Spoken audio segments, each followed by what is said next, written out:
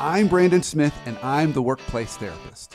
My entire purpose and passion in life is one singular thing, and that's to help you live a life free from dysfunction. And let's be honest, folks, dysfunction is everywhere.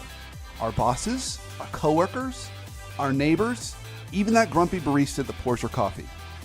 And sometimes, that dysfunction stares back at us in the face when we're getting ready in the mornings and we see ourselves in the mirror. Well, at the end of the day, life and work should not have to suck. The purpose of this show is to help you overcome those roadblocks in your life to help you realize the life you've always wanted. This is the Brandon Smith Show. I am your host, Brandon Smith, and the entire purpose of this show is one singular thing, and that is to help you live a life that much more free from dysfunction. And today, our topic very much falls in line with that, as all our topics do every week. But this week, we're going to talk about managing your career. What are ways to more effectively manage your career so you can have not only the career that you want, but even that vocation or legacy that you want to leave. And so I am really, really lucky. We're all lucky and fortunate to have our guest today, Tom Darrow. And Tom, as I asked you right before the show, like, how do I introduce you? Because you're a rock star. You've done so many things. So Tom is the founder and principal of both Talent Connections and Career Spa. So Tom, before we jump into our topic of managing one's career, and I know you have spent your entire career kind of in this space of talent and managing careers and helping folks not only in the HR realm do that, but even beyond that.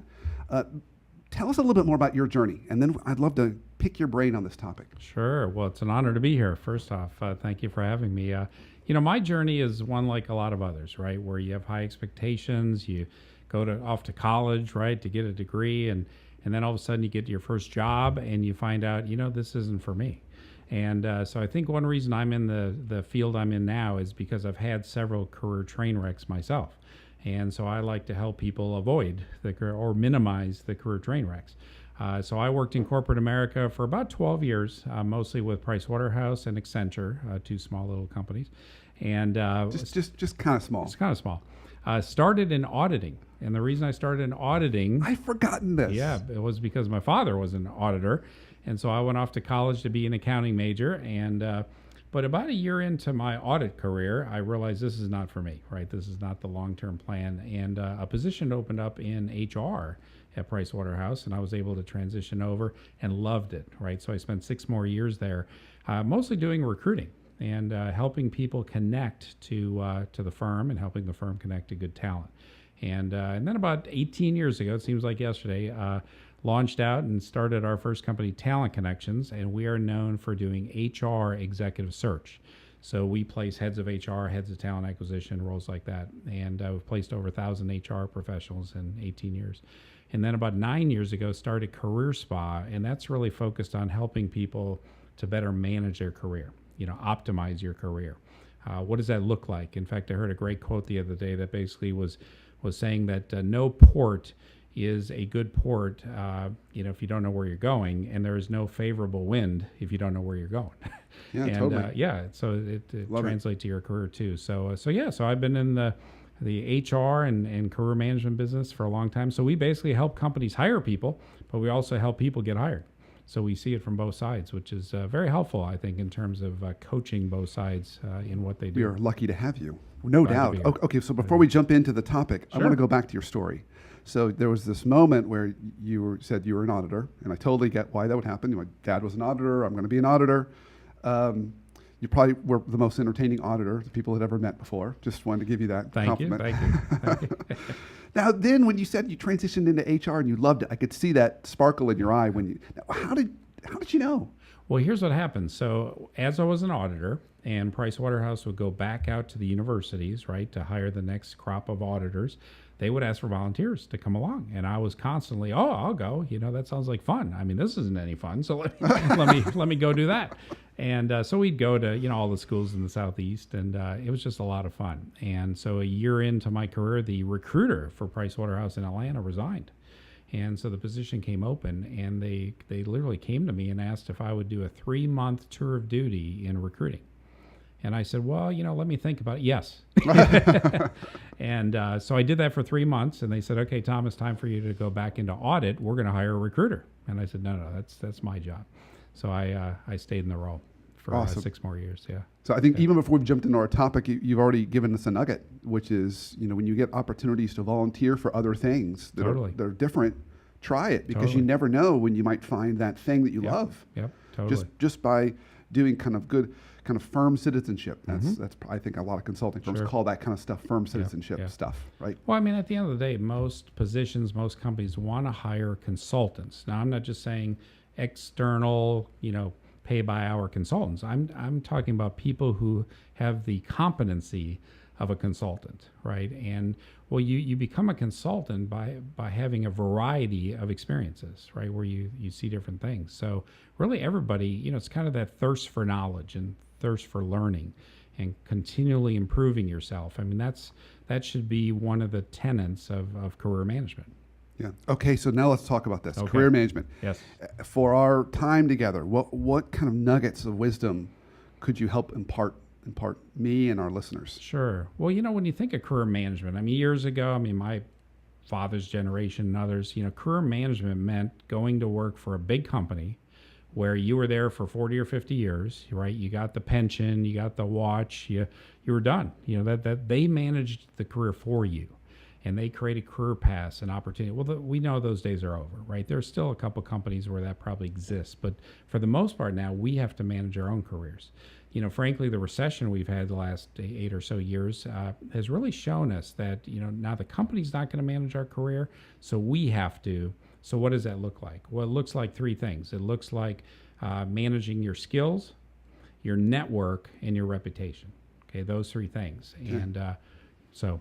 Managing skills, network, and reputation. And reputation. That's right. All right. Well, since I'm an orderly guy, let's take them on. Sure. Skills. Talk Skills. to us about how do you do that? Yeah. So with skills, certainly sometimes a company will send you to training or what have you, but sometimes you have to do it on your own, whether it's after hours or pay your own way to go. I mean, I'll talk to a lot of HR professionals, and one of the things I'll say is, hey, are you going to the SHRM? SHRM is the Society for Human Resource Management.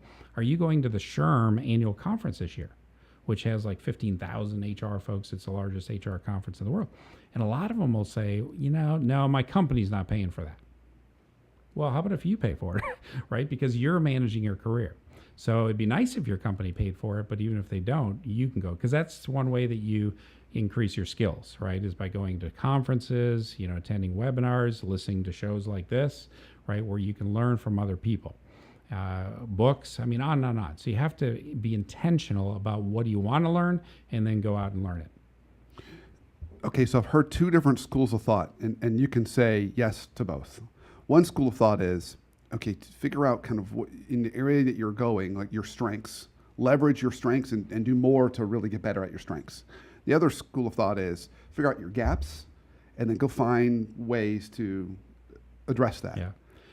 So would you tell people one is better than the other? I think so. Okay. I think you're better to make sure you understand your strengths and try to work as much as possible in your area of strength, right? That's the best sports team. The best sports team, I'm a big Green Bay Packer fan. My whole family's from Green Bay. They wouldn't go to Aaron Rodgers and say, hey, Aaron, for this year, why don't we make you the punter, right? You'd learn some new skills, right? And let's see how that works out. Well, no, that's not the best for the Green Bay Packers, for Aaron Rodgers to be the punter, right? So it's fine to learn new skills and look at the gaps, but I think the best teams and where people are the happiest is when they're right in the middle of their sweet spot. A funny story to that. When I was getting my MBA years ago, I remember my last semester, I said, well, I don't know, I'm not really a finance guy, but I want to learn. So I took financial statement analysis. Mm-hmm. In the first class, I fell asleep 4 times. Oh. And I immediately dropped the class and ended up taking a principal leadership class instead. Okay.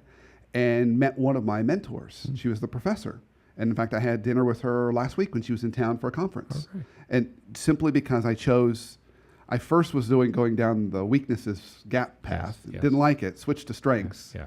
And it was, for me, it was much better. Yeah. So I agree with you completely. Well, here's one thought though. There certainly are some life skills that everybody needs to have, like financial, like math, like English, right? So, if for some reason somebody's English isn't good, Well, don't say, well, that's a gap. That's not a strength. I'm just going to leave it not a strength. Well, no, you need to work on that, right? But then there are other things that you don't necessarily have to work on. I mean, I'm not a good hockey player, and that's fine.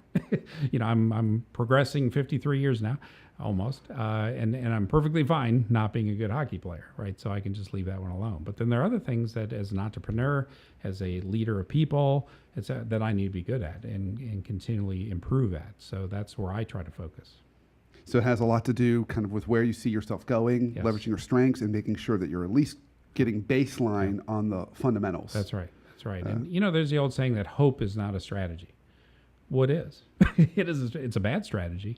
So you have to be intentional about where you're going, and then put the plan in place to get there. In fact, there was a well-known pastor here in town that said, he said, your direction more than your intention determines your destination.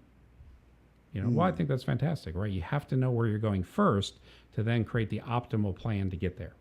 And that's career management. So that's what we teach. We teach first, identify your sweet spot. What are all the variables of your dream job, your dream career? And then where are you now in your skills, your network, and your reputation? And what do you have to do to enhance those so that now or soon you can get that dream job? Okay, awesome. So it's really about this intentionally owning your career, particularly around the skill side, Yes. and making sure that you're building on your strengths, addressing kind of fundamental gaps, and really thinking about where you want to go and the Right. things you need to get there. Yes. Okay, so I've got a good handle on the skills one. Good. All right, so that was part one. Part two, Yes. network. Networking. So, networking used to be important for people who were unemployed or salespeople. And that's about it. Well, nowadays, networking is a core competency for business success, right? And so people need to become well networked. Respect, reputation. I mean, that kind of goes hand in hand. Obviously, you don't want to be, have a bad reputation and well networked. Then everybody knows you have a bad reputation. So they go hand in hand. But networking, look at LinkedIn. There are two types of people in the world today: those who are LinkedIn and those who are linked out.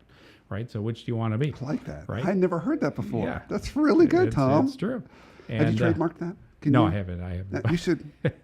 Come I on. did say that one time to one of the founders of LinkedIn. I asked him the question. I said, so when we get to the point where kind of everybody's linked with everybody and we all sort of want to be linked out, what happens then? And so LinkedIn is not the end all, certainly for finding a job or career management, but it's a huge tool, and the last I checked, it's free, right? It's sure, you can pay for some upgraded features, but for the most part, it's free. And so you can connect to key people in key target organizations that you think, hey, someday I'd love to work there because I love their products or I love their services.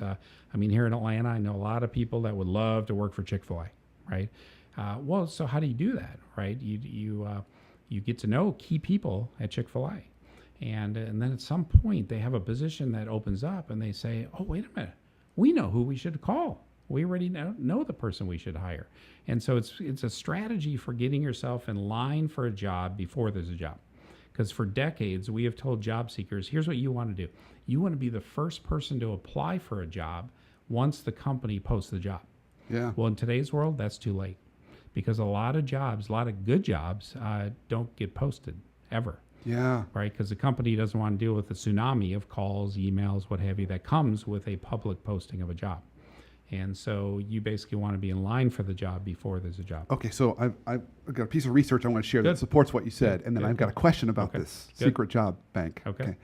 So I had read this was probably a couple years ago, 3 or 4 years ago, and they'd done a study on jobs that were posted, and they found that for every job that was posted by a company online, 50% of the time there was already a favorite lined up for that job. I bet.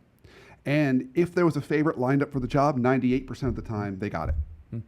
I bet that's true. So Yeah. I think what that tells us is when we see a job posting, that means there's only a 50% chance it's real. Sure. There may already be someone that they've tapped, Could but be they feel like yeah. for legal reasons, they've got to kind of check off that box Sure. and make it available.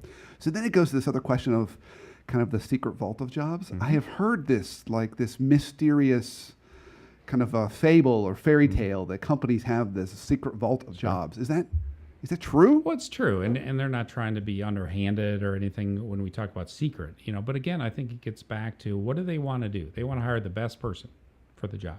Well, if they already know who the best person is, or they have a handful of really strong candidates, well, then why tell the world about this job? because you're just going to get a bunch of people excited that aren't really going to be considered. You're going to have to deal with a lot of calls and emails and just a lot of volume. And, talent acquisition people these days are absolutely overwhelmed with recs, right? I talked to a leader at an organization last year, and she said, Tom, I have 95 different positions that I'm trying to fill right now. I mean, that's impossible. 95. 95. Yeah. She said, you know what a good day is? Just for her. Just for her. She said, do you know what a good day looks like around here? And I said, no, what? She said, when I don't get yelled at by a hiring manager. It's like, well, that's terrible, right? So, getting back to, being in line for the job. Workplace therapy. Well, they do. That's right. They need to call you. Workplace therapy for that right there. So, when you think of it, right, if you hear of a job that's open, it's probably been open for a while. So like you said, there are already people in play, right? So now you're late to the party. And if you hear the opening, so does everybody else. So now it's a big party. So now you're late to a big party. Well, in most colleges, that doesn't work so well. They're out of food, they're out of beer, not a good party anymore. Yeah. And so it's more like what Wayne Gretzky, the hockey player, once said. He said, I don't skate to the puck. I skate to where the puck's going to be next, right? Well, I call that career management. You have to be in line with the key target companies, with the key people before they have the need. I love that. Okay, so we've come to our point in the show where we take a break. Super. So let's take a break, and we come back from the break. We're going to pick up where we left off with Tom talking about how to help us more effectively manage our career. So stay tuned.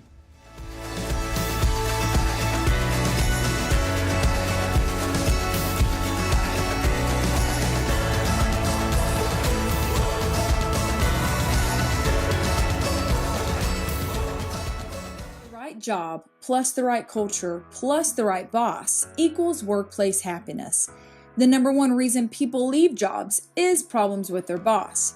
A horrible boss can make us dread every Monday, but an amazing boss can make us so excited to work that we'd go in on weekends.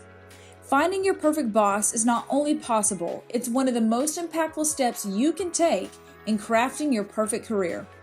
Visit theworkplacetherapist.com and click on guides to learn how to find and get your perfect boss, whether that means making the decision to move on or turning your current boss into the perfect leader you want them to be.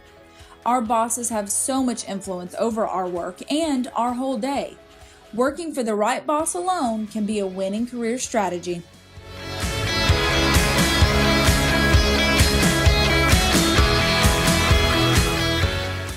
Welcome back from break. This is the Brandon Smith Show, and today we are talking about managing our careers. And I am very fortunate to have a very special guest, Tom Darrow, helping us today. And so, Tom, we've already talked about, you really laid out a nice kind of three-part step for us. You said we've got to manage our skills, manage our network, and manage our reputation. We talked really in depth about skills.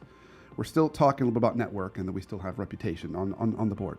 So when it comes to networking, I would love to get your thoughts on this question, because I've seen people do it different ways and have success doing it different ways. So some people are very much a hand-to-hand combat kind of person, right? They do coffees and lunches, and that's like their thing. Sure. And sometimes even dinners, right? Other people say either I don't have the time for that or I'm too much of an introvert. And I've seen some people do it via social media. They actually can build a decent-sized network without a lot of the hand-to-hand combat. What's your perspective on that? Is there a right way, wrong way? Every way. Every way. Every way. What's worked for you? Really doing it all. I wish there was one place that we could put an ad and our phone would ring off the hook, right? Well, that's not how it works. And so we've really done it all. I mean, you want to be a leader in key organizations because then you meet, kind of like-minded people. You want to do some social media. You want to be on LinkedIn and have a big network on LinkedIn.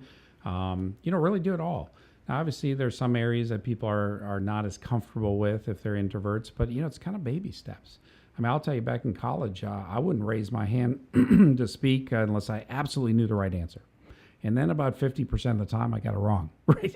So then I convinced myself, all right, I'm never raising my hand again.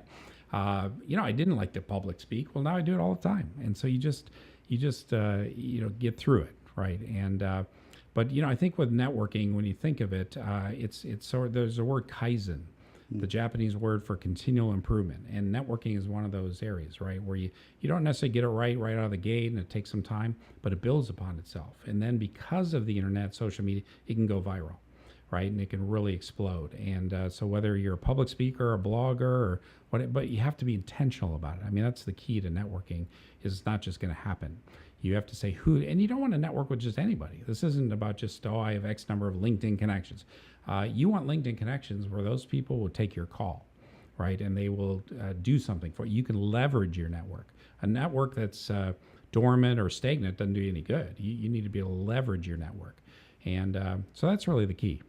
Okay, so I often, I'm sure you've seen this too. I can't tell you how many stories about people that didn't network, focused on their job, then they got laid off, then they tried to build their network, which is not good. Right. So for the person listening today that is really deep in their job, they've got maybe a lot of busy things going on outside of work, and they just don't network, and they're not sure where to start. What maybe tactical recommendations would you have? Like this month or this week, do this one thing or these two things? Well, I think the key is first off the meals. You alluded to that, right? So every week there's a breakfast and a lunch at a minimum. So you have 10 opportunities right there to meet somebody new. Well, say, hey, okay, next week I'm going to fill 2 of those with somebody new. And maybe you start building on it where longer term it's 4, it's 6, it's 10, right? There's a great book. Don't necessarily have to get the book, but the title says it all. Never Eat Alone, right? Well, that's part of it. Everybody has to eat, so schedule meetings with key people over breakfast, over lunch, and treat them. If you're inviting them out, treat them. It'll come back to you.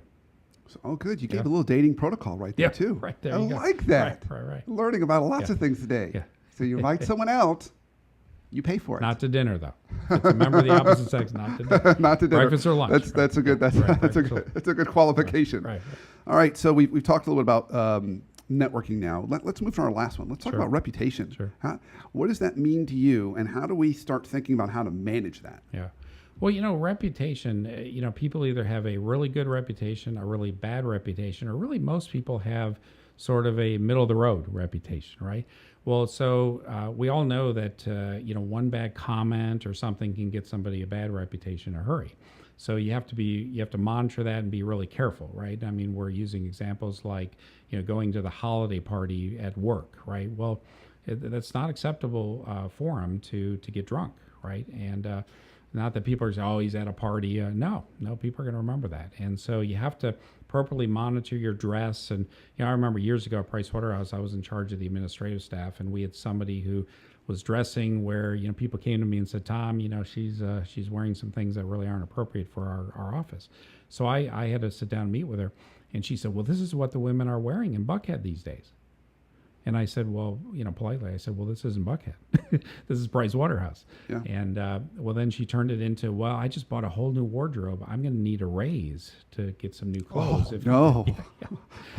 No. Right. But, well, I got to give her credit. Well played. Well, yeah, absolutely. Well played. Yeah, what a strategy. But, so, but on the good side, right? So how do you elevate your reputation? How do you... I think that's where it gets to speaking and blogging and providing value to people, right? Value to people in your profession, value to the community, become a leader in the community, at a volunteer organization that you have a passion for. All those things sort of, amplify and kind of pile on in terms of your reputation. So, because here's the thing with reputation, right? Reputation is not what I say about me or you say about you. It's what other people say about us, right?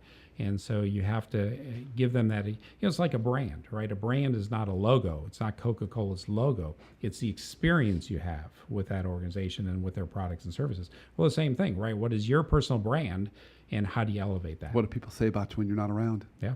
Yeah. I love that Americanism, your ears must have been burning. I always listen really close because that's whatever comes right after that. Yeah, sure. So if they say, hey, Brandon, your ears must have been burning. People were talking about what a lovable train wreck you are. Yeah. Then that's my reputation. Lovable train wreck. And people can relate to people who are train wrecks, right? I'm one too. That's right. I'm one too. I heard a senior HR leader tell me last year, and I think you'll love this. It was so simple and elegant, but I thought so true. And she said this. She said, the 3 most important conversations about our career, we're not around for those conversations. We're not in the room. Are we going to hire this person? Are we going to promote this person? And hopefully not the last conversation. But our reputation's there. That's it. And I love that you gave some interesting perspectives to it. You said, it can be your attire, but it can also be other things people say about you. Right. Well, and to her point, yeah, you're not there in that meeting, but you were there at one point before that meeting to influence that meeting. Yeah, right? so your reputation's in the room, Right. but you're not in the room. Right. So it's advocating for you Exactly. or against you. Yes. You've probably heard this before. I've heard that acronym PI, Performance Image Exposure. Okay. And I've heard that as like a simple way to think about kind of managing reputation, like what your performance say about you, image, which you talked about, you kind of dress for the job you want. Sure. And then how about exposure? Talk to us a little bit about that, because that's part of reputation too. It's like getting in front of the right people. Well, it is. And even if you're an employee at a company, and even a big company, you want to look at yourself as not an employee of a big company, but as a free agent. Right, you constantly want to think of you because you might be on the street tomorrow. Tom. Well, you might be on the street tomorrow, right? I love it. Keep going. Yeah. I'm amen. I'm preach. Right, Amen. and so that's where the personal branding comes in, and so you have to constantly, so you don't get in the position where suddenly the company says, you know what, we're eliminating your division, and you're being downsized. Yeah. Now, if that happens, the people who have the good reputation, skills, network, guess what? They're gonna get a really good job pretty quickly. And they're going to land on their feet. But then there are others that really struggle. Now, we do have a lot of people that come to us that say what you said earlier, I haven't done the best job in networking through the years. Okay, well, so it is what it is. We can't go back and change that. But we can start today, and we can say, you know what, I'm going to read books. There are plenty of books out there on how to network. I'm going to get intentional about it. And I'm going to, this time next year, I'm going to be much more of a networker than I am today. And I'm going to know what meetings to get out to shake hands and kiss babies. I'm going to know what is good for me in terms of public speaking or blogging or what have you, doing internet radio shows, and so that several years from now, that's right. So several years from now, I am much more well-known and well-networked, right? I had a mentor when I first started our first business who said, now, Tom, what is the most important part of your business? And I said, well, I think it's my knowledge of recruiting because that's what I'm going to promote, right? He said, no, it's not. He said, it's your network. He said, people are going to buy Tom Darrow, or they're not. Now, we found out they're not. No. But you and I both know that's not true, Tom. Well, we've been very blessed. But he said, Tom, you need to do things every day to build your network and cultivate your existing network. And I thought, that's it. That is absolutely it, right? And so that really should be a strategy, not just for a small business owner, entrepreneur, but for everybody, right? Is grow your network and cultivate your existing network. I was going to ask you if you had to pick between skills, network, and reputation, which one would you pick? Skills. Skills. First skills. Closely by the other two, and I'd probably rate. But you have to have the baseline skills. I mean, somebody could hire somebody with a great attitude and then find out they have no skills. Well, they're not going to stay around that long. So you have to have a baseline of skills. Interesting. Yeah. Okay. And then you just gave another little nugget, unintentionally, or maybe intentionally, and I just took me this long to catch up to it. But having a mentor. Yes. Well, and I would say mentors. I think for years we have told people have a mentor, and that really leads me into another, I think, critical thing as it relates to career management. You need to have a personal board of advisors, right? Not just if you're a company, you have a board of advisors or board of directors, but no, every person should have a personal board of advisors. And these are 5 or so people that you get them together several times a year, not just call Mary and call Bob separately. You get them together because that group think and that group dynamic is powerful, because when one of your advisors says something, recommends something, that often, right, creates a thought in somebody else's mind that they wouldn't get if you just called them bunch of one-offs. Yeah. So a personal board of advisors can really help you navigate your career. And I would want to add something really important to that. We talk about diversity and inclusion. Yes. We were talking about that before. Sure. I'm a big believer in having a very diverse set of personal board of advisors. Absolutely. That can be gender, that could be ethnicity, that could be functional backgrounds. It can also be age. Yeah. And a lot of other things. Some people who know you well and some that don't. You don't want a bunch of yes people that, oh yeah, Tom, way to go. No, you want some people that push you, and some people that are going to question it's your decision, it's your life, it's your career, but you want some people that are well-meaning, that you respect, that they're going to push you in terms of, kind of where you're navigating. I love it. That's fantastic. Yeah. Awesome. Okay. Well, I feel really honored. We've covered a lot of ground already. We've talked about having the right skills and managing the network, and managing reputation. Okay, so I ask every guest on the show for one life hack on how we can live a life a little more free from dysfunction, either personally or professionally. Yeah. What you got for us? Well, I think it's vision, right? I think it's are you looking at your career as a job or as a legacy, right? And legacy is what we do in this lifetime that spans beyond our lifetime, and that's not hokey, that's not religious. I mean, that's just real. And I read a study one time where they interviewed people who were 100 years old, or over 100 years old, and they said, now, if you had over 100 years to do over again, what would you do different? And they found 3 themes in that. They would spend more time with their family and friends, which kind of makes sense. They would take more risks. And finally, they would do more in this lifetime that's going to span beyond their lifetime. And so to me, that's when you don't go to work just for a paycheck and pay the bills and what have you. That's a job. But a calling and a legacy is what we really need, because that's the meaning, right? That's what we want to get to in our career.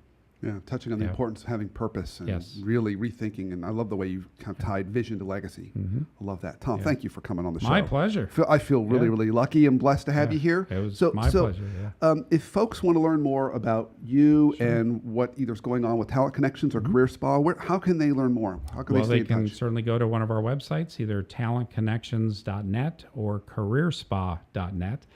Certainly feel free to reach out to me, Tom Darrow. And Darrow is D as in Delta and then Arrow. So Tom Darrow at talentconnections.net. Or my phone number is 770-633-5242. And I'd be happy to help anyone. Bold. Phone number, folks. Sure. Phone number. I didn't give my address in Murphy, North Carolina, but happy to help anyone.